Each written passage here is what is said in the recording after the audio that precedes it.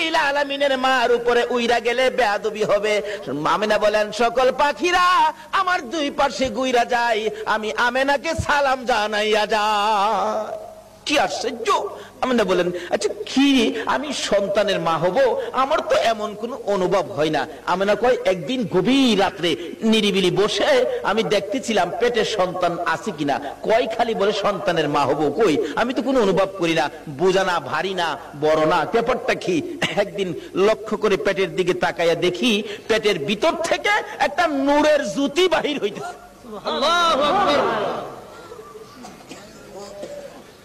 এমন কড়া নূরের জ্যোতি যার দিকে আমি আমেনা চাইয়াই থাকতে পারি না।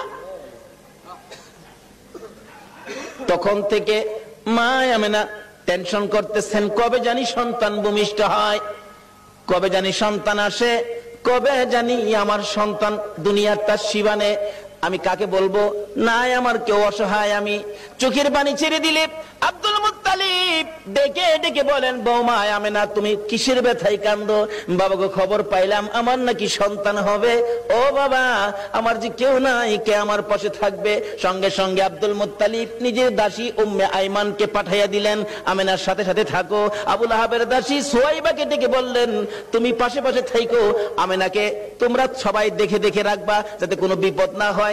যেদিন মক্কা নগরী নবীর আগমনে খুশিতে নাচতেছিল, আল্লাহু আকবার, পশু পাখিরা একজনের কানে আরেকজনের খবর দিতেছিল, আজকে বলে রাহমাতাল লিল আলামিন দুনিয়ার জমিনে আসবে।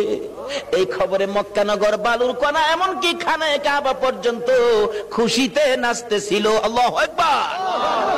আব্দুল মুত্তালিব বলেন, আমি ওই দিন সন্ধ্যার সময় খানায়ে কাবার দরজার পাশে বসে বসে কাঁদতেছিলাম, ও খানায়ে কাবার মালিক, আমার বৌমা আমেনা অসহায়, সন্তান হবে, তুমি কিন্তু আমার বৌমাকে সাহায্য করো।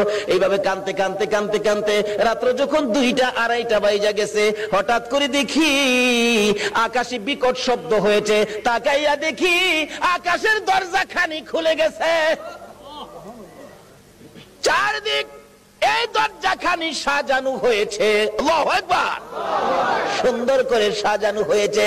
তার সাথে সাথে দেখি 3 থেকে 4 জন মহিলা ডান হাতে নূরের বাতি লইয়া জান্নাতি সুন্দর শাড়ি পরে পাখির মতো উইরা উইরা আসতেছে। আব্দুল মুত্তালিব বলেন, আমি শুনি তারা আসতেছে আর বলতেছে একজন আরেকজনকে, চলো আমরা আমেনার ঘরে যাই, আজকে রাহমাতাল লিল আলামিন দুনিয়ার জমিনে আসবে, আজকে মুহাম্মাদুর রাসূলুল্লাহ দুনিয়ার জমিনে আসবে। আব্দুল মুত্তালিব বলেন, আমেনা রে, আমার নাতি হবে রে, যার খবর আকাশের মধ্যে পেয়েছি।